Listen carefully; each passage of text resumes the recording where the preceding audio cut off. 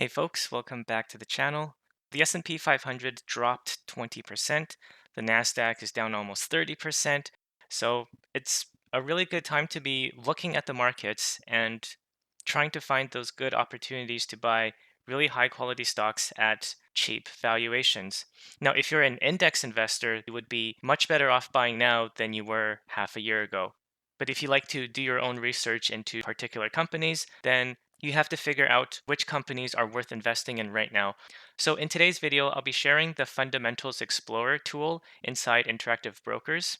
And this tool will show you the financial metrics and different ratios to help you make an informed decision on whether a stock is a good buy or not. If you're doing this through the web portal, you can just go to Research, Fundamentals Explorer, and that will take you to the tool. If you're using the Trader's Workstation like I usually do, then you can find the tool by going to New Window and Fundamentals Explorer.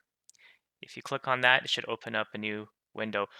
So the company I'm going to be looking at today is RH, Restoration Hardware. They're a home furnishing company and they have a lot of products that they sell through their retail locations as well as online. All of these financial tools and ratios, you can probably find the same information on other websites. And I'm going to talk about those other tools and platforms that I use in future videos, but I want to focus on this one right now. So on the overview page here, you get a good idea of what the company does, and there are these different widgets all along here that tells you the analyst rating, earnings per share, and recent news that's going on. So this gives you a good overall sense of what the company does and its key financial ratios, so you know if it's a good buy versus other companies. But of course, all of these widgets, if you click on the arrows, it takes you into the specific tab that gives you more information. And so that's all of these tabs up here, which are all pretty useful. Company profile just gives you more in-depth look at what the company does. So for RH, they're a luxury lifestyle market company. The key ratios tab is pretty useful for getting an overall idea of how cheap in terms of valuations the company is.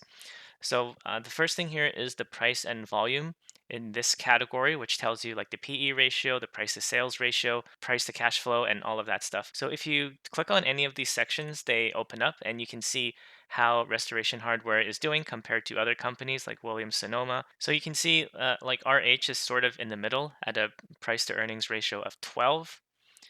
Some companies are more expensive, like Sotheby's. Some are cheaper, like Bed Bath and Beyond. But that's probably for a reason if you look at the earnings and earnings growth of the different companies. The chart on the right here shows you how attractively RH is trading right now compared to its past 5-year history. Price to tangible book looking pretty good right now. Price to sales, just open this here. Okay, so they are down from last year, but the price of sale is not super cheap right now compared to 2018 or 2019. And there are some other metrics to look at here, and then price to cash flow. If you're valuing a company based on future cash flow, this is an important metric to look at. And you can see it is right now quite low compared to the 5-year average, which is 16.69. So as long as their earnings are expected to continue to grow, then this is a pretty good time to be buying this company. The next section here is all about per share, so you can look at these. And one thing you can do is just look at the column on the right, which is the 5-year trend. And generally, you want them to go up. So that does look like that's happening here with this company. Okay, management effectiveness. This is really important to understand because when executives are getting paid millions of dollars, you want to make sure that they are worth that much in their management skills. The main thing I usually look at is the return on investment. And if this is above 10, then it's pretty good. If it's above 20, like it is right now, then it's really good. The next section is all about profitability, which is, of course, a very important part of a company. Sometimes you can still make a lot of money with companies that have low profitability as long as they're growing in some other way. I would say most of the companies in my portfolio do have high levels of profitability because especially in a recession or in a down market, they hold up better than other companies tend to do. So it's nice to see the gross margin increasing or at least not decreasing over time. What's arguably more important than gross margin is the net profit margin. It's pretty high at about 18%. And if you see RH compared to its competitors, it's pretty high up there at the 5 year average as well. Operating margin is another one you can look at. And again, if you just look at the 5 year trend, that looks pretty good. This might fall if the US goes into a recession, but because most of the time the economy over the long run, you do expect it to grow, I wouldn't be too worried about 1 or 2 years of falling operating margin. But you do want the operating margin to stay relatively high because that means they're able to pass on their higher input costs to their customers so they don't have to sacrifice their own profitability for that. And then growth rates, this is where you can see if a company is a GARP investment, if it's a growth stock, if it's like a value stock, or somewhere in between. So EPS growth, 13%. That looks pretty good. It looks like it's pretty high, but this is only looking at like the 1 year trend. So we'll have to look at a longer history of the growth rates in order to get a better picture of how this company performs over time. It's kind of hard to value companies today in 2022 because there was a lot of stimulus last year, and a lot of these numbers, like these changes in revenue and earnings per share growth and EBIT growth rate, 53%, that's not sustainable because people don't have that much money anymore this year. The savings rate is way down compared to the previous year. And a lot of these numbers here are skewed by the stimulus that just happened, which isn't going to happen anymore going forward. So that's something to keep in mind. So that's why it's better to look at the long term trend and not just any particular year, especially 2021 fiscal year and this year, because you're going to see huge differences between the 2 years. So miscellaneous stuff, you have your beta, you have your market cap. So this is like a mid cap company around $6 billion. Something I just like to look at under efficiency here is the revenue per employee. This basically tells you, on average, how much money are their employees making. And if this is going up, then that's a good sign because their employees are making them more money or more revenue.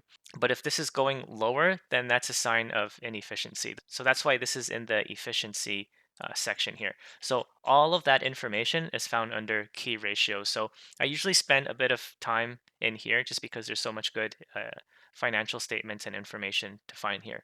Dividends, RH doesn't have a dividend right now, but it does tell you what the industry average is. My decision to buy stocks does not depend on if they pay a dividend or not. If they do, then that's great. If not, that's fine as well. It's more about the overall profitability of the company. Impact, this is your ESG section where you can take a look at how the company ranks in terms of their environmental, social, and governance principles. So you can see how the company aligns overall with your own investment values. And then financials, this is your typical income statement, balance sheet, and cash flow. So right now, down the middle, it shows you the like a bar chart of what's been happening over the last 5 or 6 quarters. But if you go to annual, then it changes to the annual. If you open up any of these sections like revenue, it doesn't just show you the last 5 years, but it also gives you the projected forward 4 year revenue in this case. So if you see a company that is slowing down or if it's not growing anymore, then that could be a cause of for concern. It makes sense that the operating expenses are going up because revenue is going up, but as long as it doesn't exceed the amount of revenue that is growing, then that's good because otherwise you're going to have margin compression. So the next tab here is analyst ratings. And if I go to tip ranks ratings in the middle here, I like to order these by rank so I can see what the most successful analysts are saying about this company. And their price targets are fairly high for this. The lowest one being like $360 out of all of the 5 and 4 star analysts. And if you just hover over them as well, you can see like, this person's success rate is 65% and their average return is 25% based on the calls that they've made. If you take a look at some of these other people, 63% with a 14% average return. Of course, it's nearly impossible to get your success rate at 100% because you can't call everything correct. But if it's like 60%, 65%, then those are pretty good odds, especially if the average return is pretty high. But I tend not to put too much thought into analysts that have like 3 star ratings or below. So this entire tab gives you a good idea of where the stock is likely going to go according to analysts. And this mean price target here in blue basically tells you the stock price that analysts think the stock will be, the average target of 513, it's a 91% increase from today's price. So even if the average is wrong, even if you take the low one, like 360, and you want to build in like a 10% margin of safety. So let's say the price doesn't reach 360, but it reaches 90% of that. So 324 uh, divided by today's price of 268, you're still looking at a 21% return with that 10% margin of safety. So that's a pretty good deal. If you buy this company right now and you hold it for 10 years, you're most likely going to do very well. And an analyst forecast is sort of along the same lines. You can look at it quarterly or annually. News is any kind of news surrounding the company. So Warren Buffett just bought more of RH, and he also bought more F&D. Both, I think, are really great companies. So if you're already a fan of RH and you just see Warren Buffett bought more of it, then that means the conclusion that you've made for yourself with RH and that you've bought it shows well, and it shows that world-class investors like Warren Buffett also believe this is a good company to buy right now.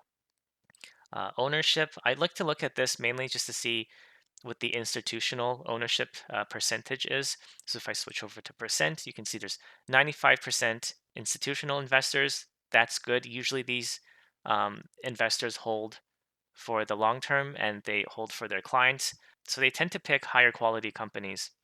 And down here, you can see the names of those institutions that's holding this. So Warren Buffett's company is holding 2.17 million shares, which is quite a lot. Fidelity Investment Management Company is also holding a lot of shares. Vanguard Group, BlackRock. BlackRock is in everything, basically. So if I see less than 50% institutional investors buying a stock, then I just have to, double check and ask myself, is this really a company that I want to buy long term? Social sentiment is it's not really something that I look at, but it's more like, is the stock popular right now? The next tab here is technical insights, and it tells you based on technical analysis if the stock is likely to go up short term, medium term, or long term. And we have the moving average here as well as different metrics to measure, like the RSI. So if we look at the short term here, recent bearish events outweigh bullish events, so it's probably not a good time, at least in the short term, to buy this company. But intermediate term, the stock does look pretty good. It's gone down, but it seems to have found a bottom. So there's two bullish sentiments and two bearish sentiments. This is more getting into technical stuff, but I just want to show more of the fundamental analysis today. Value is Interactive Brokers, just like one single metric to tell you, is the company a good buy right now? And you can basically look at this indicator right here, and it's telling you right now that the stock is undervalued because the fair value of the company is 408, which is not far from the target price of what analysts are saying. And it's saying if you buy this stock right now, you are likely to get a 21% annualized return over the next 5 years. And of course, all of this is projected, but you can definitely see it did become overvalued last year in 2021 and earlier this year, but now it's fallen a lot. So the green line is basically what the intrinsic value of the company is. So anytime it goes below that, it's a time to buy. And if it goes above that, then it's probably overpriced. And of course, you can tweak these settings as well. Like, what do you think the EPS growth is going to be over time? If it's 5%, then the green line is going to be lower. So now the company is more at fair value. Whereas if you think the company will grow at 20%, then it's really undervalued.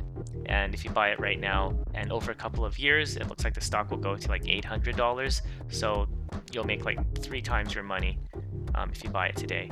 So it's all about assumptions. What IB is telling you is that it's assuming an estimated EPS growth, earnings per share growth of 11% over the next 5 years. Like, who knows? So that's kind of using your own judgment to think, where do you think the economy is going? How can RH position itself to gain the most earnings over time? Now, in terms of what is the EPS growth, like how can you make an informed decision on what it is? Like IB is telling you 11, should you use 10 to be more conservative?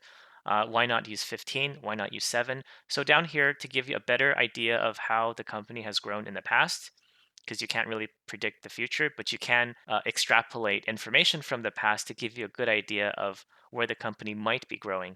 So down here is you have basically 10 years of revenue and earnings per share growth information. And towards the right of each column, revenue and EPS, you have a year over year growth. So you can see there's 30%, 20, 12, 1, and then 14. So it's slowing down over time. But then in 2022, you have a huge increase, which again, I think it's not sustainable. It's too much. But maybe 10% year over year growth for revenue kind of makes sense. So the earnings per share growth is actually better than the revenue growth, which is pretty good. And then the final notable thing here to look at is the shares in millions. And you just want to see if the shares are going up or down. If it's going up, it's not a good sign. It means they're diluting their shares. If it's going down, probably means they're buying back shares. So that is a good thing to see. And over the last few years, it doesn't seem like it's been changing too much, but it has gone down from 2013, 2014. And then finally, the last tab over here is the Trading Central Analyst Views. So this one is just it's showing like based on the most recent movement of the stock, it's likely in this case going to drop to 215 to 233, around that range. But that's just in the short term. If you're a long-term investor, then this shouldn't really matter, and you should look at the other financial informations. But you can get a lot of detailed information just from the Fundamentals Explorer inside IB here. Yeah, that's all I wanted to cover for today. Thanks a lot for watching and happy investing.